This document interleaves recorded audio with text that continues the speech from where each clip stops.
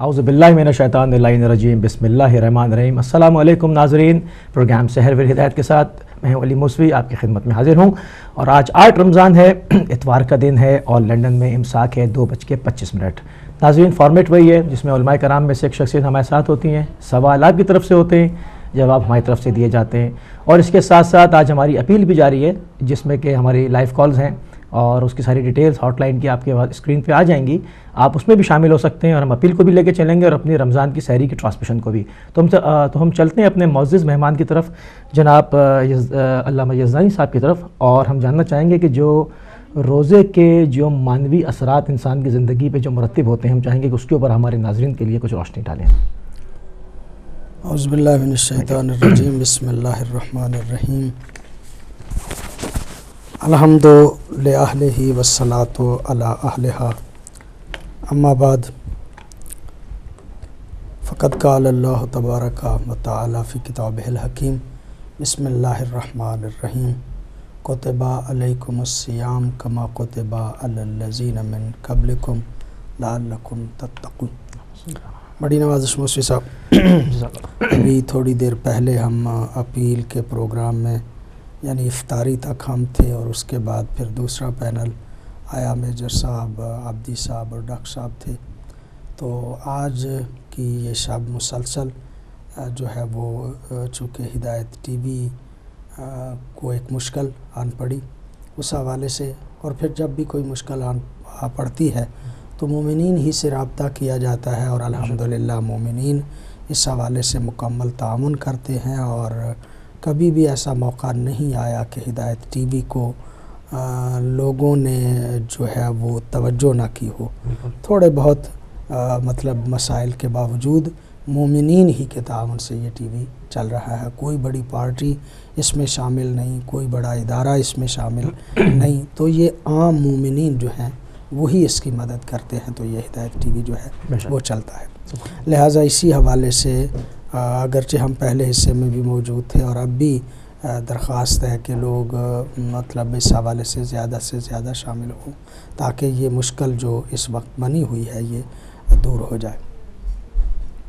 जहाँ तक रोज़ों के हवाले से बात है कि उसके मानवी असरात क्या हैं और रोज़ा जो है उसके फ़वाइद क्या हैं, रोज़ा जो है उसकी फिर अहमियत क्या है, या इसे दूसरे लफ्ज़ों में थोड़ी सी बहस को यूँ भी करना चाहिए था कि माह मुबारक यानी रमज़ान जो है इसकी अपने तौर पे भी अहमियत जो है वो क्या है। शहर रमज़ान अल्लज़ी उनज़िला फ़ीहिल कुरान, ये माह मुबारक इसलिए भी बाज़मत है कि इसमें कुरान हकीम को नाज़िल किया गया है। और कुरान हकीम को जब नाज़िल किया गया है तो कुरान हकीम के हवाले से वो कुरान हकीम की मारूफ़ आयत करीमा जो सूरह क़द्र की है, और उसमें कहा गया कि तुम्हें क्या मालूम कि लैलतुल क़द्र क्या है, लैलतुल क़द्र खैरुम मिन अल्फ़ शहर। लैलतुल क़द्र जो है वो 1000 महीनों से बेहतर है। अच्छा, ये भी मैं आपकी खिदमत आलिया में अर्ज़ करूँ कि ये शरफ़ भी इसी माह मुबारक का है कि जिसमें एक रात ऐसी आती है कि जो रात 1000 महीनों से बेहतर है। इस रात के हवाले से चूँकि माह मुबारक की अज़मत अर्ज़ करना है, वैसे वो अय्याम आएंगे जब हम लैलतुल क़द्र पे बहस करेंगे। अभी जो बात हमने करना चाह रहा हूँ वो ज़िम्नन इस हवाले से मेरे जहन में आई तो मैं अर्ज़ करूँ आपकी खिदमत में कि पैगम्बर गिरामी सल्लल्लाहु अलैहि वसल्लम तशरीफ़ फरमा थे कि एक मरतबा उन्हें जब इस बात की तरफ पैगम्बर गिरामी मुतवज्जे हुए कि मेरे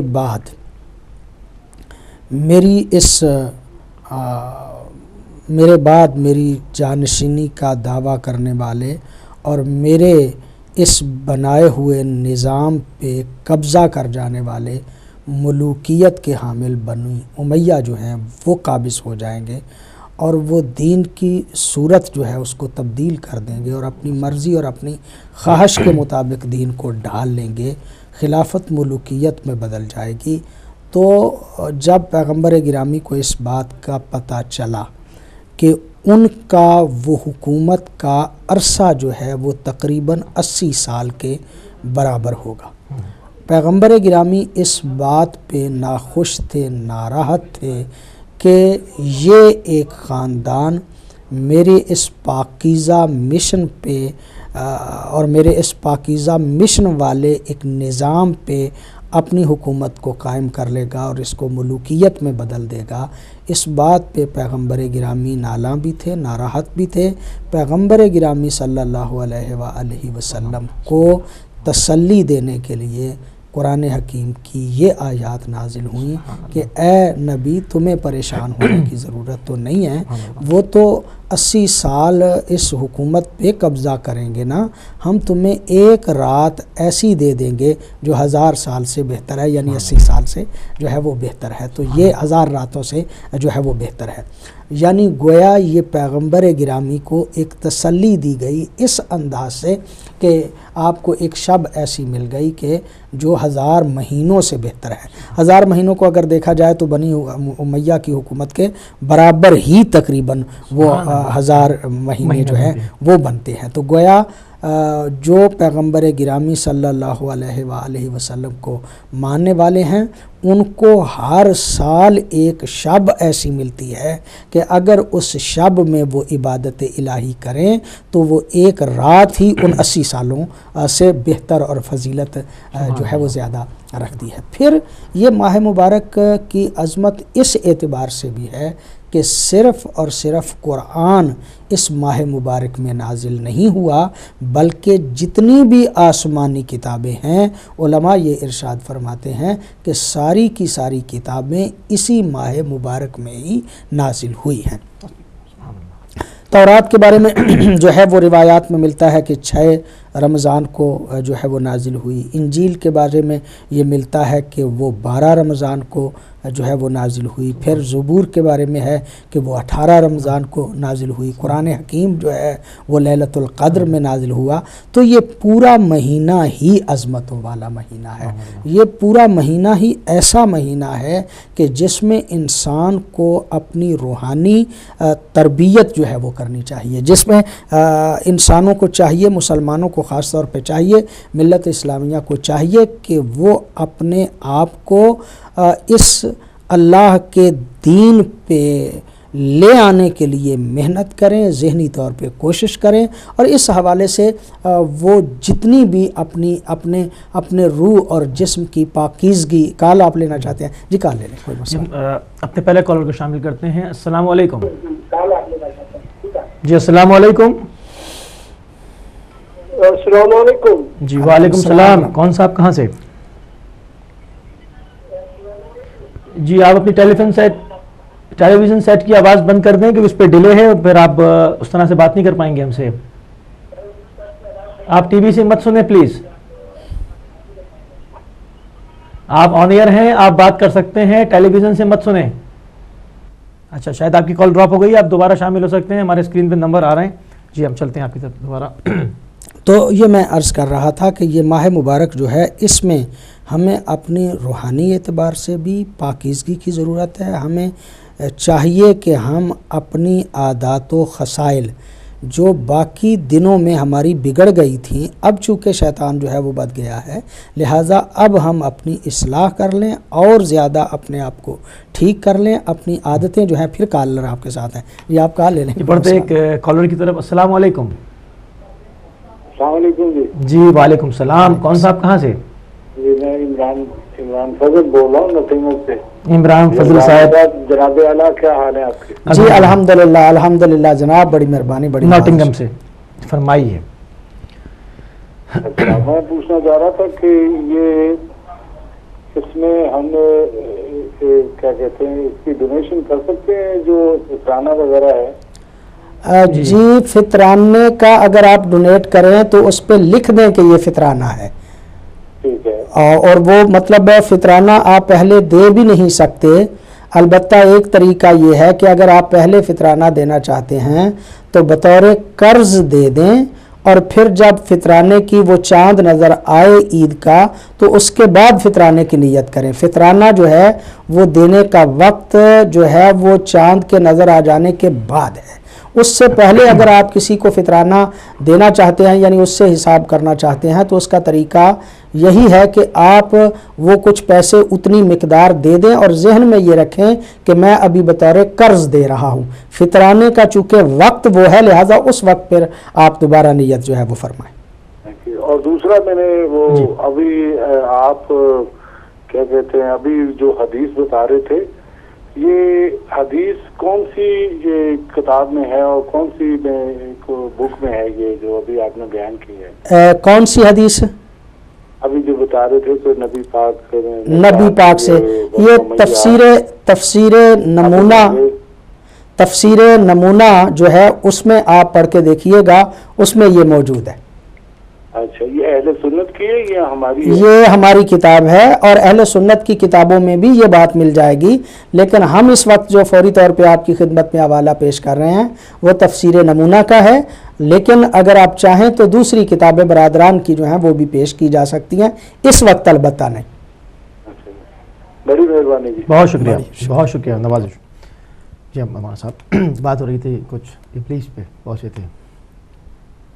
جی بات ہم کر رہے تھے کہ اپنے آپ کو پاکیزہ کرنے کی ضرورت ہے, اپنے آپ کو روحانی اعتبار سے, فکری اعتبار سے اس ماہ مبارک میں اپنی عادات جو پہلے لے لیں کال لے لیں ایک اور کالر کی طرف. السلام علیکم. السلام علیکم. وعلیکم السلام. کون صاحب کہاں سے؟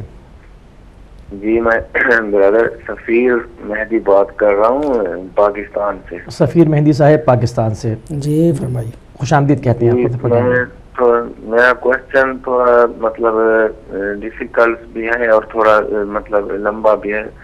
وہ یہ ہے کہ اگر ہم دو ٹائپ کے آدمیوں کا کمپیریزن کریں مطلب شیعت کے لحاظ سے, ایک وہ ہے اہل تشیع لیکن وہ صرف ولایت علی رکھتا ہے اور باقی جو ہے وہ مطلب کوئی جو ایکٹ ہوتے ہیں کام وہ نہیں انجام دیتا, جسٹ لائک نماز وغیرہ, صرف اس میں ولایت علی ہے. اور دوسرا ہے وہ مطلب ولایت علی بھی رکھتا ہے اور جو ہے نا احکام الہی بھی انجام دیتا ہے. تو یہ بتا دیں کہ اب رسول پاک صلی اللہ علیہ وسلم کا تو یہ فرمان ہے کہ علی کی محبت جو ہے نا وہ گناہوں کو دھو ڈالتی ہے. تو یہ مطلب جس کے دل میں ولایت علی ہے اور وہ کام انجام دے رہا ہے کام الہی, تو وہ مطلب وہ مطلب یہ ہے کہ اس کا کیا ہوگا, مطلب برزخ میں ظاہر ہے اس کے لیے تو برزخ ایزیلی ہے, تو جس میں صرف ولایت علی ہے تو وہ کیا برزخ میں کچھ دے گا مطلب جس کو ہم کہتے ہیں کہ تھوڑی پین وغیرہ, تو پھر وہ کیا قیامت میں وہ صرف اس کا وہ ایزی ہوگا حساب. تو اس کے بارے میں ذرا کائنڈلی. آپ کا سوال آ گیا, بہت شکریہ. اور اگر کچھ پوچھنا ہو تو آپ پوچھ سکتے ہیں, لائف نمبر ہمارے آ رہے ہیں, ہم آپ کو اس کا جواب دلوانے کی کوشش کرتے ہیں. بہت شکریہ آپ کا. میں سمجھتا ہوں موصل بھائی کہ یہ جو بھائی نے سوال کیا, ہم اسی سوال کی طرف پہلے جاتے ہیں پھر آ جاتے ہیں اپنے موضوع کی طرف. جو بھائی نے سوال کیا نا, میں اس سوال کو تھوڑا سا دوسرے انداز سے بدلنا چاہ رہا ہوں. کال لینا چاہیں گے؟ تو بنیادی طور پہ اس کا مطلب یہ ہے کہ کچھ ایسے لوگ ہیں کہ جن کے عقائد تو ٹھیک ہیں لیکن وہ عمل نہیں کرتے. عقائد میں ولایت محمد و آل محمد جو ہے وہ موجود ہے. اعمال کا کوئی فائدہ نہیں جب تک کہ عقائد ٹھیک نہ ہوں, اور جب عقائد ٹھیک ہو جائیں تو اس کے بعد اعمال کا ہونا ضروری ہے. سرکار حضرت امام رضا علیہ السلام کا ارشاد ہے کہ وہ بندہ ایسے ہی دعوے کر رہا ہے ہماری ولایت کا کہ جو ہماری اتباع نہیں کرتا. اتباع کرنے والا ہی اصل میں جو ہے وہ ولایت کا حامل ہوتا ہے اور ولایت کو مانتا ہے. یقینی طور پہ جنت میں یا ہر موقع پہ جہاں جہاں پہ بھی بعد الموت سختیاں ہیں, جن کے عقائد درست ہیں ان کو رعایت یقینی طور پہ موجود ہوگی. اور میں یہ سمجھتا ہوں, بلکہ میری یہ سمجھ جو ہے وہ معصومین کے فرامین کے تحت ہے. معصومین کے فرامین کے تحت نجات ایسے بندے کی ہو ہی نہیں سکتی کہ جس کے عقائد ٹھیک نہ ہو. جو محب اہل جسم کے اندر حضرت امیر المومنین علیہ السلام سے لے کے امام مہدی آخر الزمان کی امامت کا جو قائل نہیں ہے اس کی نجات ہو ہی نہیں سکتی، بلکہ میں یوں کہوں کہ حساب و کتاب ہی ان کا ہوگا کہ جن کے عقائد جو ہیں وہ درست ہوں گے۔ تو اب انہی کو اگر اچھے اعمال ہیں تو وہ جنت میں جائیں گے، برے اعمال ہیں تو ان میں سے، باقی جن کے عقائد ہی درست نہیں ہیں ان کے بارے میں تو کچھ نہیں کہا جا سکتا، ان کا تو حساب و کتاب بھی شاید نہ ہو۔ سبحان اللہ۔ ندیم حسین ہیں دوحہ قطر سے، انہوں نے ہمیں ڈونیشن دیا ہے اور دعا کی اپیل کی ہے۔ بڑی مہربانی، بڑی نوازش، اللہ رب العزت ان کی توفیقات خیر میں اضافہ فرمائے، اور وہ تمام صاحبان کہ جو اس وقت ہماری اپیل میں شامل ہیں یا ویسے ہدایت ٹی وی کے ساتھ محبت رکھتے ہیں، پیار رکھتے ہیں، اس کی اعانت کرتے ہیں، ہم سب کے لیے دعا گو ہیں، اللہ رب العزت سب کی توفیقات میں اضافہ فرمائے۔ بڑھتے ہیں ایک اور کالر کی طرف۔ السلام علیکم جی، السلام علیکم جی، آپ آن ایئر ہیں، بات کر سکتے ہیں۔ السلام علیکم۔ میرے خیال سے ایک ڈراپ ہو گئی ہے، ہاں ڈراپ ہو گئی ہے، ٹھیک ہے، دوبارہ چلیں گے وہاں اپنے موضوع کی طرف۔ جی، تو مطلب اس بھائی کے سوال کا جواب تو ایک حد تک ہم نے عرض کر دیا کہ وہ لوگ، وہ ان کا سوال اصل میں یہ تھا کہ عالم برزخ میں کوئی فائدہ ہوگا یا نہیں۔ برزخ میں وہ یہ بھی ایک دیکھنا ہی چاہ رہے ہیں کہ بعض لوگ ہوتے ہیں بہت جوشیل ولایت رکھتے ہیں، ٹھیک ہے، مگر اعمال بالکل انجام نہیں رہے، تو وہ گناہ گار شیعہ ہیں، ایسے لوگ جن کے عقائد جو ولایت وہ تو درست جو ہے وہ درست ہے، ان کی ایک بیس ٹھیک ہے، بنیاد ٹھیک ہے، لیکن اس کے بعد محمد و آل محمد کے ساتھ ولایت یا امیر المومنین کی ولایت کا قائل ہونا، اس کا تقاضا یہ ہے کہ وہ اعمال کرے۔ اب جب وہ اعمال نہیں کرتا تو اس کا مطلب یہ کہ وہ گناہ گار ہے، اور اس کو اس کے گناہوں کی سزا جو ہے اس کے ملنے کا امکان موجود ہے۔ یعنی اگر وہ ولایت مانتا ہے اور ان سے محبت کرتا ہے ان کی بات بھی مانے نا۔ اور جو بندہ، مطلب ان کا سوال جو اس حوالے سے تھا کہ جو بندہ جس کے عقائد بھی ٹھیک ہیں اور اعمال بھی کرتا ہے، تو یقینی طور پہ قرآن حکیم نے بھی کہا کہ وہ لوگ کہ جو الا الذین آمنوا وعملوا الصالحات، جو ایمان رکھتے ہیں اور اس کے ساتھ عمل صالح کرتے ہیں، ان دونوں چیزوں کی ضرورت ہے۔ عمل صالح بغیر ایمان کے درست ہونے کے بیکار ہے، اور اگر صرف ایمان ہی ہے تو چونکہ حساب و کتاب تو اعمال کا ہونا ہے، اعمال اس نے کیے ہی نہیں تو عقائد کا تو حساب و کتاب نہیں نہ ہونا۔ عقائد کا تو گویا وہ تو کوالیفائی ہے نا، ہاں وہ تو گویا ایک ابتدائی ٹیسٹ ہے کہ امتحان میں بیٹھنے کے قابل بھی ہو یا نہیں۔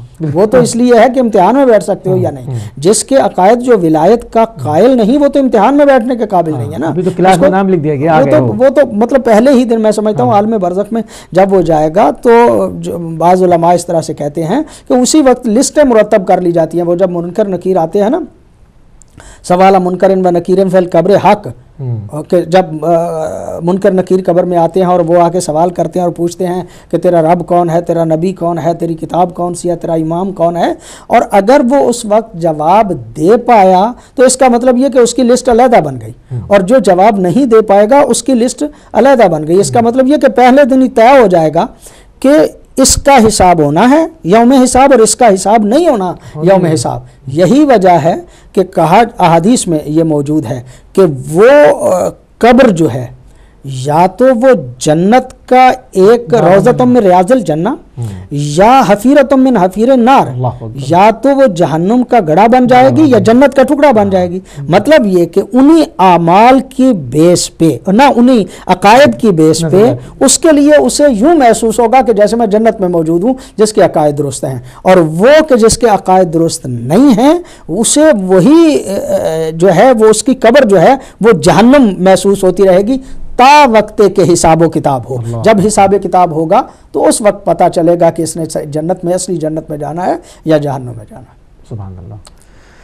تو ہم چلتے ہیں اپنے روزے کے جو معنوی اثرات انسان کی زندگی پر، جیسے کہ آپ فرما رہے تھے کہ شیطان اس مہینے میں بند ہو جاتا ہے۔ جی، اس پہ کئی مرتبہ جو ہے وہ بات کی گئی، اور میں عرض کروں کہ میں نے گزشتہ ایک پروگرام میں بھی اس بات کو عرض کیا تھا کہ روزہ جو ہے وہ کیا ہے۔ اچھا، میں عرض کروں کہ جتنے بھی اعمال صالحہ ہیں ان میں کچھ کرنا پڑتا ہے۔ مثلا نماز ہے تو آپ کو وضو کرنا پڑے گا، وضو کر کے آپ جا کے مصلی پہ کھڑے ہوں گے، آپ کو تکبیرۃ الاحرام کہنا ہے، اس کے بعد نماز میں قرات کرنا ہے، رکوع کرنا ہے، سجدہ کرنا ہے، زکوٰۃ ہے تو اس میں بھی کچھ کرنا پڑتا ہے، حج ہے اس میں بھی کچھ کرنا پڑتا ہے۔ لے لیں کال، کوئی مسئلہ نہیں۔ بڑھتے ہیں کالر کی طرف۔ السلام علیکم۔ وعلیکم السلام جی، علامہ یزدانی صاحب سے بات ہو سکتی ہے؟ جی کون صاحب؟ فرمائیے، کون بھائی میرے؟ جی لندن سے فیصل بول رہا ہوں۔ فیصل صاحب لندن سے، عرض بسم کیجیے، اللہ، فرمائیے۔ فرمائیے۔ ہلو السلام علیکم جی علامہ صاحب۔ علیکم السلام ورحمۃ اللہ۔ علامہ صاحب میرا سوال ہے، ٹاپک سے ریلیٹڈ تو نہیں ہے، لیکن سوال یہ ہے کہ آج کل جو خبروں میں سن رہے ہیں، اخباروں میں پڑھ رہے ہیں کہ ایک گروپ ہے جو اس کا داعش نام سے، جو عراق میں اور شام میں جس نے ایک نئی اسٹیٹ بنائی ہے، تو وہ پڑھا جا رہا ہے، یوٹیوب پہ بھی میں نے دیکھا ہے کہ یہاں سے 400 پاکستانی لڑکیاں گئی ہیں جہاد و نکاح کے لیے۔ تو سوال میرا یہ ہے کہ یہ نکاح ہے، نکاح کی ایک قسم ہے جہاد و نکاح، جو جا کے سیریا میں، عراق میں جا کے لڑکیاں یہاں سے جا کے کر رہی ہیں، تو کیا یہ شریعت محمدی کے مطابق یہ جائز ہے، حلال ہے یا حرام ہے؟ پلیز مجھے اس کا تفصیل سے جواب چاہیے۔ آپ کا بہت بہت شکریہ۔ بہت شکریہ، بہت شکریہ، آپ کا سوال آ گیا۔ بڑی نوازش، بڑی مہربانی فیصل بھائی۔ میں سمجھتا ہوں کہ یہ مسئلہ ایک ایسا مسئلہ ہے کہ جس مسئلے کے حوالے سے بیان کرنا بھی زبان زیب نہیں دیتی۔ یہ کسی شریعت میں اس طرح کی بات جائز نہیں ہے۔ یہ بنیادی طور پہ دہشت گردوں کی ذہنی سکون اور ان کی جنسی خواہش کو پورا کرنے کے لیے بعض بدبخت جو ہیں وہ اس قسم کے فتوے دے رہے ہیں کہ جو مذہب کو بھی بدنام کرنے کی کوشش کر رہے ہیں اور مطلب دین کا بھی وہ حلیہ بگاڑنے کی کوشش کر رہے ہیں۔ کہیں بھی شریعت اسلامیہ میں اس طرح کا کوئی عقد نہیں ہے، کوئی نکاح موجود نہیں ہے۔ یہ بھی بلا کبھی کہ اس طرح کا بھی کبھی کوئی شریعت اسلامیہ میں ہو سکتا ہے کہ اس طرح کا بھی کوئی عقد ہو کہ جس میں ایک خاتون جو ہے وہ کئی لوگوں کی ہوس رانی کا ذریعہ جو ہے وہ بن جائے۔ شریعت اسلامیہ تو اولاد کے پاکیزہ رکھنے کے لیے اس نے ایک شوہر سے اگر عقد ہو جاتا ہے اور وہ اس سے وہ اگر مطلب چھٹکارا وہ کسی وجہ سے طلاق ہو جاتی ہے یا اس سے ان کی جدائی ہو جاتی ہے، تو شریعت اسلامیہ تو کہتی ہے کہ نسل جو ہے وہ آپس میں جو ہے وہ مکس اپ نہ ہو، چونکہ وہ مکس اپ ہونے سے بچانے کے لیے وہاں پہ عدت رکھی جاتی ہے، وہ درمیان میں فاصلہ رکھا جاتا ہے۔ یہ تو ایک مطلب صرف اور صرف ان لوگوں کی ذہنی اور ان لوگوں کی خواہشات نفس کو پورا کرنے کے لیے ایک بدبختی ہے کہ جس کو اس وقت متعارف کرایا جا رہا ہے۔ اور میں سمجھتا ہوں کہ ملت اسلامیہ کے تمام علماء، چاہے وہ سنی ہو چاہے وہ شیعہ ہو، ان کو اس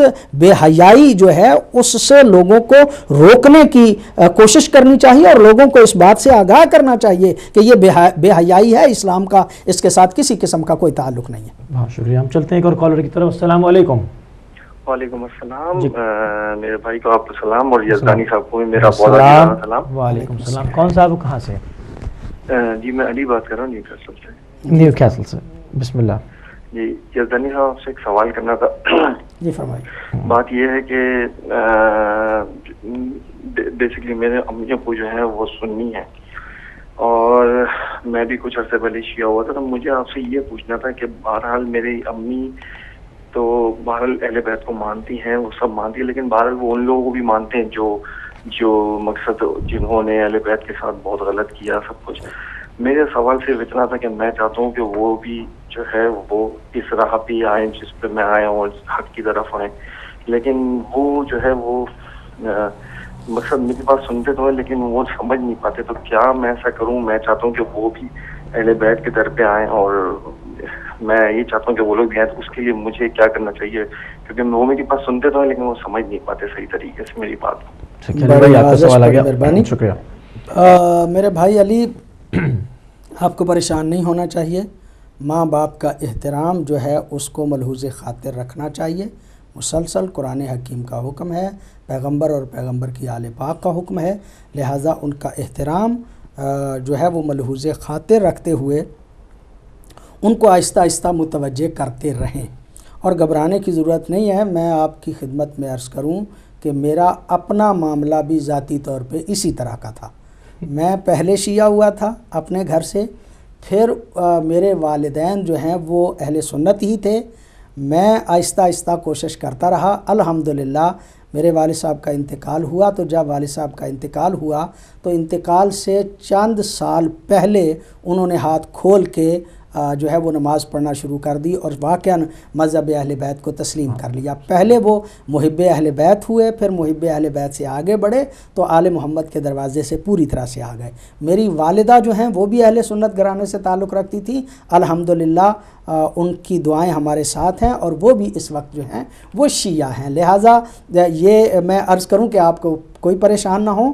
ان کا عزت و احترام جو ہے وہ ملحوظ خاطر رکھیں, مسلسل کوشش کرتے رہیں. آل محمد کی عظمت ہی اتنی بلند ہے کہ آل محمد خود دلوں میں گھر جو ہے وہ پیدا کر لیتے ہیں. جن کی اولاد آپ جیسی ہے جو در اہل بیت پہ آ گئی ہے تو یقیناً آپ کے والدین بھی انشاءاللہ جو ہے وہ در اہل بیت پہ آ جائیں گے. آپ کوشش مسلسل جاری رکھیے. بہت خوب, ماشاءاللہ. ہم چلتے ہیں ایک بڑھتے ہیں کالر کی طرف. السلام علیکم. جی السلام علیکم. السلام علیکم جناب. جی کون صاحب اور کہاں سے؟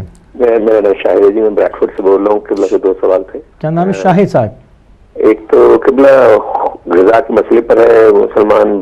مسلمان دکانوں پہ آج کل حلال سوسیجز ملتی ہیں. اب حلال سوسیجز کے جہاں تک میرے دماغ میں آئیڈیا تھا کہ یہ سوسیجز جو ہوتی ہیں انٹسٹنگ کی جو انر لائننگ ہوتی ہے اس میں اسٹفنگ کی جاتی ہے حلال چیزوں کی. ایک تو یہ تھا. انٹرنیٹ پہ چیک کیا تو وہ کہتے ہیں نہیں وہ جی وہ ایک ویجیٹیرین اسٹف ہے جس سے بنتی ہیں وہ. تو حلال سوسیجز ایکچولی حلال ہوتی ہیں اور ان میں اب اس پہ ذرا کلیریفیکیشن چاہیے تھی.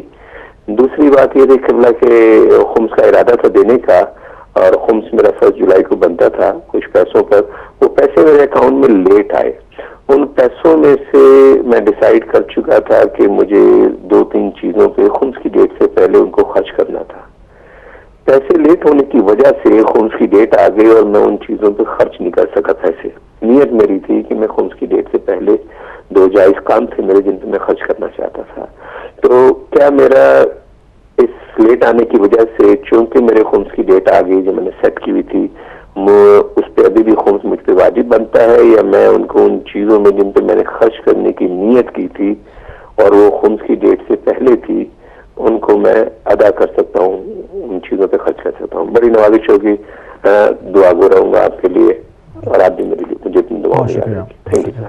بڑی نوازش, بڑی مہربانی جناب. پہلی بات تو یہ ہے کہ آپ یہاں کے جتنے بھی کھانے پینے والی چیزیں ہیں ان میں اگر کسی مسلمان کی دکان پہ آپ جاتے ہیں اور وہ کہتے ہیں کہ یہ حلال ہے تو آپ اسے تسلیم کر لیں اور زیادہ تحقیق اور دقت میں نہ جائیں کہ پیچھے کس طرح سے ہو رہا ہے اور کس طرح سے نہیں ہو رہا.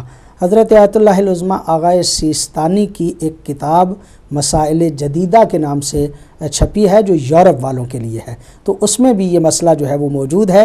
لہٰذا بہتر یہ ہے کہ یہاں پہ اپنے لیے کوئی مشکلات زیادہ پیدا نہ کریں. مسلمان اگر موجود ہے اور وہ کہہ رہا ہے تو اس کے قول کو حجت مان کے آپ اس پہ عمل کریں اور اسے حلال ہی تسلیم کریں, الا یہ کہ آپ کو یقین ہو جائے کہ وہ حلال نہیں ہے, وہ صورت جو ہے وہ ذرا اور ہے. دوسری بات, خمس کی آپ کی نیت میں تھا اور آپ نے خرچ نہیں کیا تو اب آپ کو خمس دینا ہی پڑے گا, اس لیے کہ خمس کی ڈیٹ پہ وہ مال آپ کے پاس موجود تھا. اگر خرچ کر لیتے تو یقیناً اس میں آپ کی کچھ بچت ہو جاتی. نیت تھی اور خرچ نہیں کر سکے تو اب میں سمجھتا ہوں کہ خمس ہی دیں, اس لیے کہ بجائے آپ کے فائدے کے کسی ادارے کا فائدہ ہو جائے, کسی مستحق کا فائدہ ہو جائے. ہم بھی آپ کی خدمت میں یہاں پہ بیٹھے ہیں, ہدایت ٹی وی بھی آپ کی خدمت میں موجود ہے, یقیناً اس کا بھی فائدہ ہو جائے گا. مختصر یہ کہ آپ کو خمس دینا پڑے گا. سبحان اللہ. بڑھتے ہیں ایک اور کالر کی طرف. السلام علیکم. السلام علیکم. السلام علیکم. جی سسٹر, آپ کہاں سے, جی کون ہو, کہاں سے؟ السلام علیکم. وعلیکم السلام. کر رہی ہوں. جی جی جی فرمائیے. ایکچولی مجھے علامہ صاحب سے ایک سوال پوچھنا ہے غیبت کے بارے میں. کس بارے میں؟ غیبت کیا یہ ہے کہ غیبت ہے تو غیبت اگر کسی نے آپ کو تکلیف پہنچائی ہے یا نقصان پہنچایا ہے اور اگر آپ اس کو بیان کر رہے ہیں تو کیا وہ بھی غیبت کے اس میں آتا ہے؟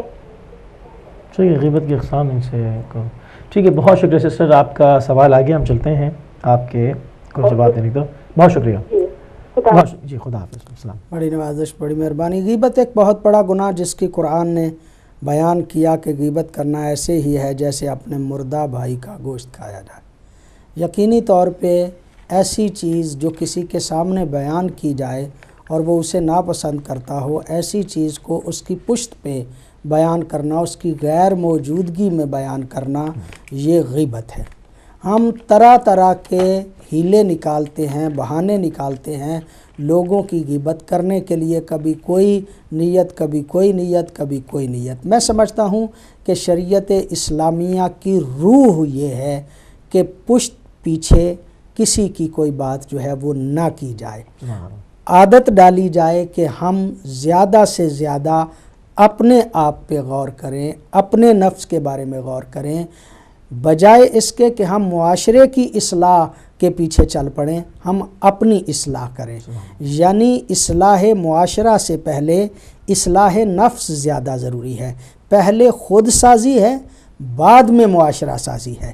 جب ہماری اپنی اصلاح ہو جائے گی تو پھر ہم لوگوں کی اصلاح کریں گے تو اس میں وزن ہوگا اور ہماری بات کو بھی تسلیم کیا جائے گا. میں سمجھتا ہوں کہ اگر ہر بندہ بجائے اس کے کہ دوسروں کے عیب دیکھے، دوسروں کے عیب نکالنے کی کوشش کرے، اگر ہر بندہ اپنے ضمیر میں جھانک کے دیکھے، ہم سب اپنے نقائص جو ہیں ان کو دور کرنے کی کوشش کریں، اور جب ہر بندے کی نظر اپنے نقائص، اپنے گناہ، اپنے عیب جو ہیں ان کی طرف نگاہ متوجہ ہو جائے اور اس کی اصلاح کرنے کی کوشش کریں تو سارا معاشرہ جو ہے وہ جنت نظیر بن جائے گا.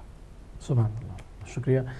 تو ہم چلتے ہیں اپنے موضوع کی طرف کہ تطہیر پہ گفتگو ہو رہی تھی کہ اس ایام میں جب شیطان کو بند کیا گیا ہے اور لطف خداوندی جو ہے شامل حال ہے تو ہمارے جی میں اس وقت بھی یہ عرض کر رہا تھا کہ کسی گزشتہ پروگرام میں بھی اس بات کو عرض کیا کہ روزہ جو ہے وہ ایک مخصوص وقت سے ایک مخصوص وقت تک اللہ کی خوشنودی کے لیے حکم خداوندی کے تحت حلال چیزوں سے بھی رک جانے کا نام روزہ ہے. وہ چیزیں جو عام حالات میں ہم کھا سکتے ہیں، پی سکتے ہیں، روزے کی حالت میں مخصوص وقت میں ان سے بھی رکنا ہے. مثلا جن چیزوں سے رکنا ہے ان میں جو دو چیزیں بڑی ہیں، میں نے شاید افطار کے ایک پروگرام میں اس بات کو عرض کیا تھا، جو بڑی چیزیں ہیں، ایک کا تعلق ہے کھانے پینے کے ساتھ اور دوسرے کا تعلق ہے سیکس کے ساتھ. ان سے بھی رکنا ہے. یعنی عام حالات میں وہ جائز ہے لیکن روزے کی حالت میں ان سے بھی بندے کو رکنا ہے. کیا مطلب؟ یعنی روزہ ہمارے اندر ایک قوت پیدا کر رہا ہے، ایک طاقت پیدا کر رہا ہے کہ ہم اپنی خواہشات پہ کنٹرول کریں، ہم اپنی خواہشات جو ہے ان کو اپنے اختیار میں رکھیں. کہنے کا مطلب یہ کہ روزہ ہم میں قوت و طاقت پیدا کرتا ہے تاکہ ہم اس بات کو واضح کر پائیں کہ ہماری خواہشات بے مہار نہیں، ہماری خواہشات ایسی نہیں کہ ہم خواہشات کے پیچھے چلے ہوئے ہوں، ہماری خواہشات ایسی نہیں کہ ہم خواہشات کے پیچھے دوڑ رہے ہوں، بلکہ خواہشات کی مہار ہمارے اپنے اختیار میں ہے. میں چلتا ہوں ایک دوسرے کالر کی طرف. السلام علیکم. جی السلام علیکم. جی السلام علیکم. جی سسٹر کہاں سے؟ وعلیکم السلام. جی مسز حسین بول رہی ہوں. ابھی مجھے مولانا صاحب سے بات کرنی تھی. جی کی بہن نے جیسے غیبت کے بارے میں بات کی ہے تو مولانا صاحب پوچھنا تھا، کبھی کبھی گھروں میں ایسے معاملات ہو جاتے ہیں بہن بھائیوں میں یا اولاد میں کہ کوئی رائے راست سے ہٹ جاتا ہے یا کوئی بھی ایسا مسئلہ پریشانی ہے تو اس چیز کو بار بار آپس میں ڈسکس کرنا پڑتا ہے کہ اس مسئلے کا حل نکالنے کے لیے، کیونکہ کبھی کبھی تو مسئلے حد سے زیادہ نکل جاتے ہیں آگے اور اس کا حل بھی ضروری ہوتا ہے. تو ظاہر جو بندہ جس کے ساتھ یہ مسئلہ ہے اس کو ڈسکس کرنا اس کی موجودگی میں، اس کی غیر موجودگی میں، تاکہ اس کا کوئی جیسے کبھی اولاد رائے راست سے ہٹ جاتی ہے बहन भाइयों को आपस में, माँ बाप को या आपस में सब फैमिली को मिल के ये बात करनी पड़ती है, बार बार उसके पीछे भी बात करनी पड़ती है। तो इसके ये किस सिलसिले में आती है? ये ग़ीबत में आती है। नेक नियति भी तो उसमें शामिल होती है कि इस मसले का किसी तरह हल निकल, जैसे मियाँ बीवी की आपस में प्रॉब्लम है तो वो उनको किस तरह से एडजस्ट किया जाए इस तरह। तो ये ज़रा परेशानी है कि आजकल ये तो मामला बहुत घरों में फैले हुए हैं। तो इसके बारे में क्या है कि ये ग़ीबत में आएगा, चुगली में आएगा, ये क्या होगा? हालांकि नियत नेक है कि मामला सुधर जाए। प्लीज इस पर रोशनी डालें। जी, मैं समझता हूँ कि मेरी बहन इसमें भी ये बात जो है वो पेश नज़र रहनी चाहिए। जो बंदा डिस्कस कर रहा है इन बातों को, वो दूसरे के ऐबों पे मज़े ले के बातें कर रहा है या वाक़अन उसका मकसद ये है कि उनके दरमियान इस्लाह हो। जब बंदा ये कोशिश करता है कि किसी के दरमियान जो है वो इस्लाह हो, तो फिर दर्दमंदी से इन मसाइल को भी बयान करता है। जब डिस्कस करता है तो उसमें भी एक दर्द होता है, एक हमदर्दी होती है, एक प्यार होता है। जब वो हमदर्दी और प्यार के ज़रिए से उन मसाइल को करेगा तो अल्फाज का इंतखाब भी सोच समझ के करेगा कि कहीं ठेस ना लगे। लेकिन इस्लाह अहवाल के लिए, सुलह के लिए तो शरीयत इस्लामिया ये भी कहती है कि बसा औकात झूठ भी बोलना पड़ता है, तो वो झूठ भी एक आला मकसद के लिए है, लिहाजा वो भी बसा औकात जो है वो जायज़ हो जाता है। लिहाजा मैं समझता हूँ कि ऐसे मामलात जिनसे इस्लाह करना मकसूद हो, अगर उसको इसलिए बयान किया जा रहा है कि उसमें से कोई हल निकाला जाए, तो यकीनन वो ग़ीबत के ज़िम्रे में नहीं आएगा। लेकिन उस वक्त भी एहतियात का दामन जो है वो अपने हाथ से नहीं छोड़ना चाहिए। अल्फाज का इंतखाब जो है वो अच्छा करना चाहिए और मुहतात अंदाज से तज्ज़िया और तहलील जो है वो करना चाहिए, ताकि सही नतीजा ही निकले। ऐसे ना हो कि डिस्कस करते हुए हम उस बंदे के हवाले से ऐसी बातें करें कि जो बातें नहीं करनी चाहिए थी या जिनसे फसाद हो जाने का ख़तरा है। लेकिन अगर कोई नीयत ये हो कि हम इस्लाह करना चाहते हैं, तो मैं समझता हूँ कि उसमें कोई हर्ज नहीं है और इस्लाह अहवाल की कोशिश करनी चाहिए। बल्कि अगर कोई लड़ पड़ते हैं तो फिर भी हुक्म कुरानी ये है कि एक ग्रोह होना चाहिए कि जो दोनों के दरमियान और मियाँ बीवी के दरमियान भी अगर इख्तलाफ हो जाता है तो दोनों के घर वालों को कोशिश करनी चाहिए कि उनको आपस में ऐसी ऐसी बातें बताएं कि वो तो तुम्हारे बारे में ये कहता है, तो वो तो तुम्हारे बारे में ये कहता है। यानी अच्छी बातें जो है उनका इजहार किया जाए, बुरी बातें जो है उनका इजहार ना किया जाए। खुदा न खास्ता अगर हुई भी हैं तो सुलह के वक्त उनका तज़किरा ना किया जाए, बल्कि अच्छे पॉइंट्स जो हैं उनको जिक्र किया जाए, ताकि वो आपस में करीब हों, मियाँ बीवी हों, रिश्तेदार हों, कोई दोस्त हों। जब उनको करीब लाना चाहते हैं तो मैं समझता हूँ कि उस हवाले से अच्छे अल्फाज का इंतखाब, मुहतात गुफ्तगू और अच्छी नीयत जो है वो शर्त है। यकीनन वो ग़ीबत के ज़ुमरे में नहीं आएगा। कोई और कॉल है? हाँ, तो बढ़ते हैं कॉलर की तरफ। अस्सलाम वालेकुम। जी वालेकुम सलाम। जी आप ऑन एयर हैं? जी आपकी आवाज़ साफ नहीं आ रही है। आप जी आप ऑन एयर हैं? आप गुफ्तगू जी आप टेलीविज़न सेट की आवाज़ बंद कर दें प्लीज़, हम आपको सुन नहीं पा रहे हैं। आपकी टीवी की आवाज़ खोलिए। जी अस्सलाम वालेकुम। लाइन बहुत डिस्टर्ब है, हमें आवाज़ नहीं आ रही। आप दोबारा शामिल हो सकते हैं। स्क्रीन पे हमारे नंबर आ रहे हैं। जी स्क्रीन पे नंबर आ रहे हैं, आप दोबारा। जी हम बढ़ते हैं एक दूसरे कॉलर की तरफ। अस्सलाम वालेकुम। हेलो वालेकुम सलाम जी। जी मैं अगेन लंदन से फैसल बोल रहा हूँ। मैंने अभी अलामा साहब से एक सवाल किया था। तो एक्चुअली हम जिस घर में रह रहे हैं यहाँ डिफरेंट मसले के लोग अलामा साहब रह रहे हैं, कुछ शिया है कुछ सुन्नी है। तो आपको पता है कि वहाँ घर में भी बहस होती है और आखिरी सवाल हम पूछते हैं। तो सवाल अभी मैंने जो पूछा था कि सीरिया इराक में जो जिस तरह की ये जहाद निकाह कर रहे हैं, तो एक सुन्नी दोस्त कह रहा है कि ये इसी तरह की आज से मतलब कई सौ साल पहले जब मुसलमान मुजाहिदीन दूसरे अपने घरों को छोड़कर दूसरे मुल्कों में जहाज के लिए जाया करते थे, तो उस वक्त वो मोता मैरिज किया करते थे। तो क्या आज की यही मैरिज वही उसी तरह की मोता मैरिज की नहीं है? अगर आज की मैरिज गलत है तो क्या उस वक्त की मोता मैरिज सही थी? यार इसमें प्लीज जरा तफरीक जो है इसमें जो फर्क है वो उसको जरा वजाहत से पेश कर दें। आपका बहुत बहुत शुक्रिया। आपका सवाल आ गया। बड़ी नवाजिश, बड़ी मेहरबानी।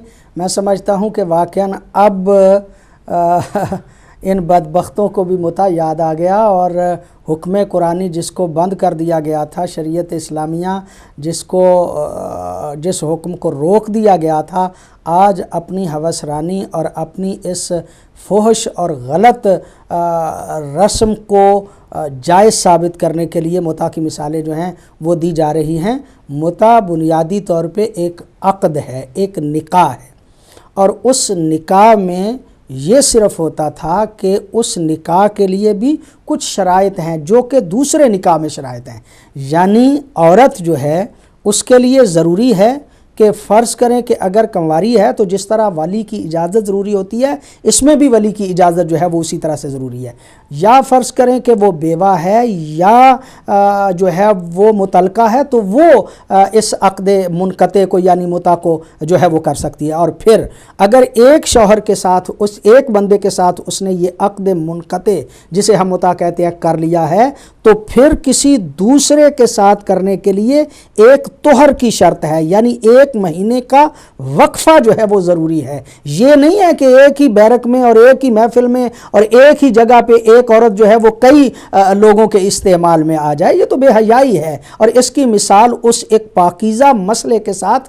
نہیں دینی چاہیے۔ اور یہ بات جو ہے وہ مطلب شاید بزرگان ہی کے ہاں جو ہے وہ اس طرح سے موجود ہے کہ جب لوگ جہاد پہ جایا کرتے تھے تو اس وقت جو ہیں وہ اس عقد کو کیا کرتے تھے، اور پھر یہ بھی فرماتے ہیں کہ پیغمبر گرامی صلی اللہ علیہ وآلہ وسلم نے خیبر کے موقع پہ اس کو منع کر دیا تھا۔ آج تک تو اس بات پہ دلائل دیتے رہے برادران کہ وہ خیبر کے بعد بند تھا، ہم یہ کہتے تھے کہ وہ بند نہیں ہے، بلکہ حضرت عمر رضی اللہ تعالیٰ عنہ نے اس کو بند کیا اور کہا کہ یہ دو چیزیں جو ہیں وہ پیغمبر کے زمانے میں جائز تھیں اور میں ان کو حرام قرار دیتا ہوں، ایک متعۃ النساء اور ایک متعۃ الحج۔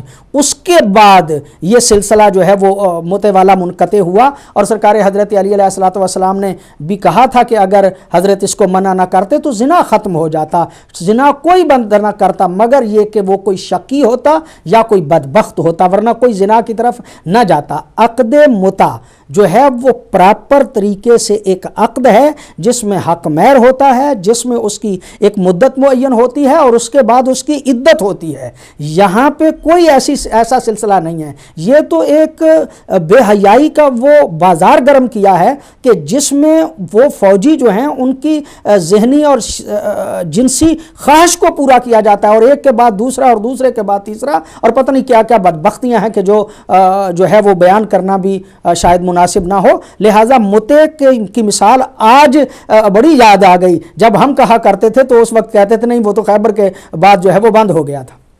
سبحان اللہ۔ تو یہ تو ہو گئے تمام سوالوں کے ایک جواب، اور ایک سوال اور ہے کہ وہ کون سے مواقع ہیں کہ جن پہ قضا اور کفارہ دونوں واجب ہو جاتے ہیں، اور وہ کون سی صورت ہے جن میں صرف روزے ہی کی قضا جو ہے وہ واجب ہوتی ہے؟ تو ہم چاہیں گے کہ اس کا جواب چاہیں آپ سے۔ بڑی نوازش، بڑی مہربانی۔ یہ مسئلہ میرے سامنے توضیح المسائل حضرت آیت اللہ العظمیٰ آغائے سیستانی کی ہے، تو میں چاہتا ہوں اسی میں سے اصل لفظ جو ہیں وہی پڑھ کے اس مسئلے کو وضاحت عرض کروں۔ کچھ چیزیں ایسی ہیں کہ جن کو مبطلات روزہ کہا جاتا ہے، آپ کال لے لیں۔ ٹھیک ہے، بڑھتے ہیں کالر کی طرف۔ السلام علیکم۔ جی السلام علیکم۔ السلام علیکم ورحمۃ اللہ، آپ کی خدمت میں سلام حاضر ہو۔ السلام جی، کون صاحب وہ کہاں سے؟ میرا نام جان زیدی ہے، میں بریڈ فورڈ سے بات کر رہا ہوں۔ جان زیدی صاحب بریڈ فورڈ۔ اور مولانا کی خدمت میں ایک عرض کرنی تھی کہ یہ بھی بیان کریں کہ آج کل میں جو بھی چینل دیکھتا ہوں رمضان کے حوالے سے یا کسی اور حوالے سے بھی، جو بھی چینل جو مسلمان چینل ہے اس میں جب حضور پاک کا نام آتا ہے تو وہ صلی اللہ علیہ وآلہ وسلم کی بجائے صلی اللہ علیہ وسلم کہتے ہیں، اور یہ تیزی سے پھیل رہا ہے۔ یہ نمبر ایک، آل کا جو ورڈ ہے وہ لیا ہی نہیں جا رہا، یہ بڑے سے بڑا چینل ہو کوئی بھی ہو، تو یہ کیا ایک کوئی نیا پلان ہے کہ آل کو سرے سے ختم کرنا؟ حالانکہ درود ابراہیمی جب یہ لوگ پڑھتے ہیں تو اس میں کلیئرلی مینشن ہے، و آلہ محمد، نمبر 1 یہ۔ نمبر 2 ہماری جو جنریشن ہے، جو شیعہ حضرات بھی ہیں یا دوسرے مسلمان بھائی ہیں، ان میں سے اگر کسی کا نام محمد ہے نا تو کام پہ اسے مو کر کے بلاتے ہیں۔ تو ان کو بھی نصیحت کیجیے اپنے علم کے ذریعے کہ جب نام محمد ہے تو محمد سے ہی پکاریں، کیونکہ امپلائر بھی جو ہے وہ شارٹ کر کے بلاتا ہے مو اپنی آسانی کے لیے، لیکن امپلائر کو بھی تو کنونس کرنا چاہیے نا کہ کائنات کا سب سے خوبصورت نام ہے اور اسے محمد کر کے ہی پکاریں، مو کر کے نہ پکاریں۔ تو یہ 2 چیزیں تھی جو آپ کی خدمت میں عرض کرنی تھی، اور آپ اپنے علم کے ذریعے مومنین تک اور دوسرے شیعہ سنی مسلمان بھائی جو ہیں ان تک پیغام پہنچائیں۔ السلام علیکم ورحمۃ اللہ وبرکاتہ۔ وعلیکم السلام ورحمۃ اللہ۔ بہت شکریہ، آپ کا سوال آ گیا۔ بڑی نوازش، بہت اچھے سوال۔ ایک بات تو میں عرض کروں آپ کی خدمت میں کہ بہت بہتر ہوتا ہے کہ جب بھی کوئی بچہ پیدا ہو تو اس کا نام محمد رکھا جائے۔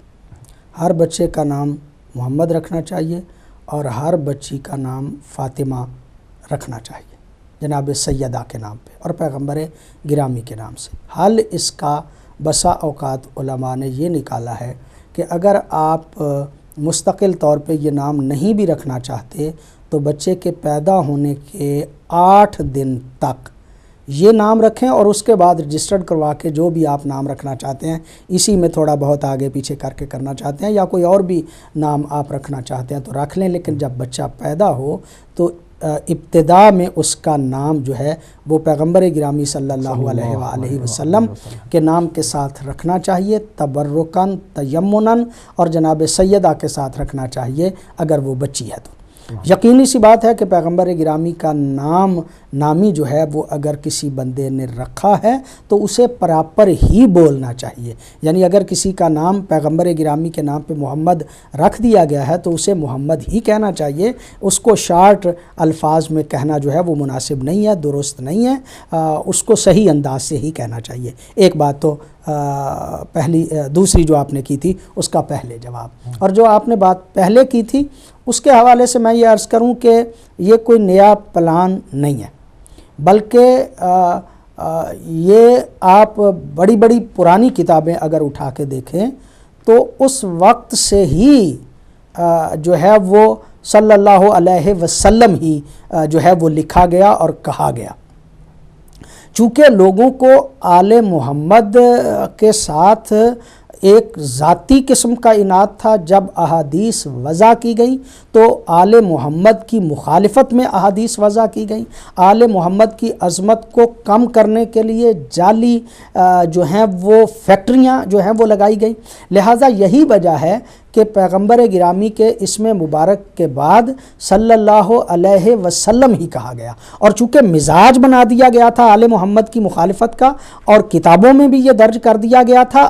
پہلے ٹی وی چینل نہیں ہوتے تھے، اب ٹی وی چینل آئے تو وہ جو ایک ان کے اندر چیز موجود تھی اب وہ کھل کے لوگوں کے سامنے آنا شروع ہو گئی ہے۔ حالانکہ پیغمبر گرامی کی اس حدیث کو مسلسل سارے بندے مانتے ہیں، سارے مکاتب فکر تسلیم کرتے ہیں کہ پیغمبر گرامی نے ارشاد فرمایا تھا کہ جب مجھ پہ درود پڑھو تو وہ دم کٹا درود نہ پڑھو، بترا درود نہ پڑھو۔ جب پیغمبر گرامی سے پوچھا گیا کہ یا رسول اللہ وہ دم کٹا درود کیا ہے تو پیغمبر گرامی نے ارشاد فرمایا کہ جب بھی مجھ پہ درود پڑھا جائے فقط میرا نام لیا جائے اور میری آل کا نام نہ لیا جائے تو یہ دم کٹا درود ہے، یہ بترا درود ہے۔ لہٰذا پیغمبر گرامی نے تو اس بات سے منع فرمایا تھا کہ یہ دم کٹا درود نہ پڑھا جائے، اور یہی وجہ ہے کہ درود ابراہیمی میں جب کہ نماز پڑھی جاتی ہے تو اس وقت آل محمد کا ذکر کرنا ضروری تصور کیا جاتا ہے اور ضروری پڑھا جاتا ہے،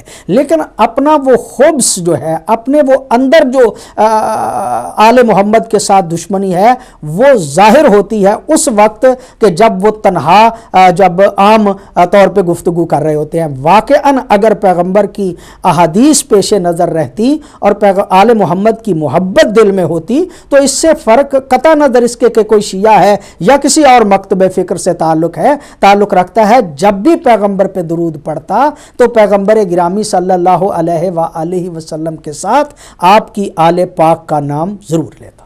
सुभान अल्लाह। बढ़ते हैं एक और कॉलर की तरफ। अस्सलाम वालेकुम। जी वालेकुम अस्सलाम। जी, कौन सा आप कहाँ से? कामरान नकवी बात कर रहा हूँ पीटरबरो से। जनाब जी, 2 सवाल पूछना चाह रहा हूँ मौलाना साहब से। पहले तो ये कि नमाज में तशहुद में अली इब्न वली अल्लाह पढ़ने के हवाले से कुरान और सुन्नत की रूह से और मुज्तहिदीन की तफसीर की रोशनी में क्या राय है, उसके बारे में थोड़ा सा वजाहत कर दीजिए। और अगर कुछ किताबों का हवाला दे दें, क्योंकि ज़ाहिर लंबा टॉपिक है, तो उस पर मैं बाद में खुद भी पढ़ सकूं। और दूसरा ये कि जो हमारे यहाँ तशय्युअ में आजकल एक तरह से 2 ग्रुप बनते जा रहे हैं। कुछ लोग कहते हैं पढ़ना ज़रूरी है, कुछ लोग कहते हैं कि पढ़ना जो है वो शायद जायज़ नहीं है या ना पढ़ना बेहतर है। उनको ये जो 2 ग्रुपिंग होती जा रही हैं, उनके ग्रुप्स को ये इख्तिलाफात को ख़त्म करने के लिए हम क्या कर सकते हैं, और अहले तशय्युअ के इत्तेहाद जो है उसको बहाल करने के लिए हमें क्या करना चाहिए? बहुत शुक्रिया आपका। बहुत शुक्रिया। आपके सवाल आ गए हैं, आप कोशिश करेंगे कि इसको जवाब दें। कामरान साहब बहुत शुक्रिया। तो पहला सवाल इनका कि जी समझ गया जी मैं सवालों को। कामरान साहब गुजारिश ये है, नमाज उमूर तअब्बुदी में से है। उमूर तअब्बुदी का मतलब ये है कि हम उसमें अपनी मर्ज़ी नहीं कर सकते। पैगम्बर गिरामी का ये फरमान है, सल्लू कमा रअयतुमूनी उसल्ली, नमाज ऐसे पढ़ो जैसे मैंने पढ़ी।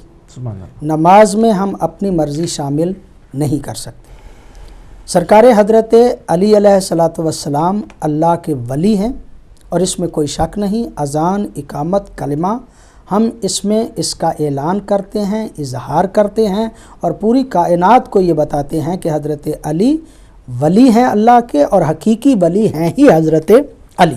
अल्लाह वली है या रसूल वली है या हज़रत अली जो हैं वो वली हैं। कुरान हकीम की आयत भी है कि वो वली है कि जो हालत रुकू में ज़कात देता है। तो हज़रत अली की विलायत बरहक है, लेकिन नमाज में मैं किसी चीज़ का इजाफ़ा करना चाहता हूँ, मैं किसी चीज़ की कमी करना चाहता हूँ, तो मुझे ये हक़ हासिल नहीं है। सरकार पैगम्बर गिरामी आइम्मा मासूमीन अलैहिमुस्सलातु वस्सलाम की अपनी नमाज़ें और आज तक के मुज्तहिदीन की नमाज़ें, और फिर ये तौज़ीउल मसाइल किसी भी मुज्तहिद की आप उठा के देख लें और उसमें तशहुद देखें कि तशहुद किस तरह से लिखा हुआ है। तशहुद में किसी भी मुज्तहिद ने इस तरह से अपनी तौज़ीउल मसाइल में नहीं लिखा, ना आज लिखा है, ना इससे पहले किसी ने लिखा। हाँ, ये अलबत्ता मसला ज़रूर हुआ कि बाज़ औक़ात बाज़ लोगों ने इस मसले को उठाया, उठाते उठाते इसको लेके चले गए मुज्तहिदीन के पास कि जनाब क्या हम जो है वो तशहुद में अशहदु अन्ना अलीयम वलीउल्लाह अशहदु अन्ना मुहम्मद रसूलुल्लाह के बाद पढ़ सकते हैं या नहीं पढ़ सकते। ये सवाल किया गया बाज़ मुज्तहिदीन से। ना पैगम्बर गिरामी की नमाज में मौजूद था, ना मासूमीन की नमाज में मौजूद था, ना मुज्तहिदीन खुद से पढ़ते हैं। सवाल करने वालों ने जब ये सवाल किया तो अब उसके बाद मुज्तहिदीन की आरा जो हैं वो मुख्तलिफ नज़र आती हैं बाज़ फतवों में। अक्सरियत उलमा, अक्सरियत मुज्तहिदीन जो है वो यही कहते हैं कि ये नमाज का हिस्सा नहीं है। इसको बाज़ ने तो कहा कि नहीं पढ़ सकते, अगर पढ़ेंगे तो मतलब मसाइल पैदा हो जाएंगे। बाज़ ने अगर कहीं किसी ने जायज़ भी करार दिया है तो इसका मतलब ये नहीं है कि वाजिब है पढ़ना। इसका ये मतलब नहीं है कि आप पढ़ेंगे नहीं तो आपकी नमाज नहीं होगी। नमाज उतने से कि जितनी पैगंबर ने पढ़ी है उसी के एतबार से हो जाती है। मसला ये कि मिल्लत तशय्युअ के दरमियान वहदत व इत्तिहाद का तरीका क्या है। वहदत व इत्तिहाद का एक ही तरीका है मेरे भाई, और बड़े वाज़े लफ्ज़ों में मैं सहरी के वक्त आपकी खिदमत आलिया में अर्ज़ कर रहा हूँ। एक ही तरीका है कि जो बंदा जिस मुज्तहिद की तकलीद कर रहा है उस मुज्तहिद के फतवे के मुताबिक अमल करे। अगर उसका मुज्तहिद इजाज़त देता है तो पढ़े, अगर उसका मुज्तहिद इजाज़त नहीं देता तो न पढ़े। इस बंदे ने तकलीद किसी और मुज्तहिद की है और फतवा कोई और मुज्तहिद दे रहा है तो ये उस दूसरे मुज्तहिद के फतवे पे अमल नहीं कर सकता। इसने अपने मुज्तहिद के फतवे पे अमल करना है। लिहाजा इसका हल ये है कि अगर किसी का मुज्तहिद اجازت دیتا ہے اور وہ پڑھتا ہے تو نہ پڑھنے والے اسے غلط نہ کہیں، اور اگر کسی کا مجتہد اجازت نہیں دیتا اور وہ نہیں پڑھتا تو جو پڑھنے والے ہیں اسے طعن و تشنیع نہ کریں، غلط نہ کہیں۔ وہ اپنے مجتہد کے فتوے پہ عمل کر رہا ہے، یہ اپنے مجتہد کے فتوے پہ عمل کر رہا ہے، اور دونوں کو برداشت کرنا چاہیے، دونوں کو، یہی اتحاد و وحدت کا طریقہ۔ سبحان اللہ۔ تو اب جوابات تو سارے ہو گئے، اور ہم نے جو اور ایک قضاء و کفارے کا تھا اس کو تو ہمارے پاس ٹائم آپ کو بچا نہیں، تو اب جو اگلا پروگرام ہوگا اس کے اوپر ہم اس کے اوپر آپ کے ساتھ تفصیل سے گفتگو فرمائیں گے۔ تو میں چاہوں گا کہ بالکل آخری لمحات ہیں، تو یہ کہ آپ کوئی اختتامی کلمات جو آپ کہنا چاہیں۔ میں یہ عرض کرنا چاہتا ہوں، سمجھتا ہوں بنیادی طور پہ واقعاً روحانی ماحول ہے، روحانی مہینہ ہے، عظمتوں والا مہینہ ہے، بابرکت مہینہ ہے، مذہب کی طرف لوگ متوجہ ہیں، دین کی طرف متوجہ ہیں، لوگ اپنی آخرت خراب نہیں کرنا چاہتے، ہر بندہ مسلمانوں میں سے جنت میں جانا چاہتا ہے، وہ شیعہ ہو یا اہل سنت ہو، ہر بندے کی خواہش ہے کہ اس کی آخرت ٹھیک ہو جائے، اور جب آخرت ہی ٹھیک کرنا ہے تو میں نے کسی گزشتہ پروگرام میں بھی عرض کیا تھا کہ جنت میں جانا ہے تو پھر وارثان جنت ڈھونڈنے پڑیں گے کہ وارثان جنت کون ہیں، اور پیغمبر گرامی نے ارشاد فرمایا تھا کہ الحسن والحسین سیدا شباب اہل الجنہ و ابوہما خیر منہما، حسن و حسین جنت کے سردار ہیں اور ان کا باپ ان کا بھی سردار ہے، لہٰذا اگر ہم جنت میں جانا چاہتے ہیں تو اس مذہب کو تسلیم کرنا چاہیے، اس مذہب کو ماننا چاہیے کہ جس مذہب میں امام علی ہوں، جس مذہب میں امام حسن ہوں، جس مذہب میں امام حسین ہوں۔ جہاں ائمہ کسی اور دروازے پہ جاتے ہوئے نظر آئیں وہ آل محمد کا مذہب نہیں اور وہ جنتیوں کا مذہب نہیں۔ سبحان اللہ، بہت ہی مفید گفتگو جاری تھی، اور دل تو چاہ رہا تھا کہ ابھی گفتگو اور چلتی رہے، مگر اب ہمارے دامن وقت میں اس سے زیادہ گنجائش نہیں ہے، تو ملیں گے کل سحری کی ٹرانسمیشن میں اسی ٹائم پر 1 سے 2 بجے تک لائیو مینچسٹر اسٹوڈیو سے۔ جب تک کے لیے علی موسوی کو اور جیت الاسلام محمد اصغر یزدانی صاحب کو اور MCR سے جو بھائی ہماری ٹرانسمیشن پہنچا رہے ہیں، اس سب کو اجازت دیجیے۔ السلام علیکم ورحمۃ اللہ وبرکاتہ۔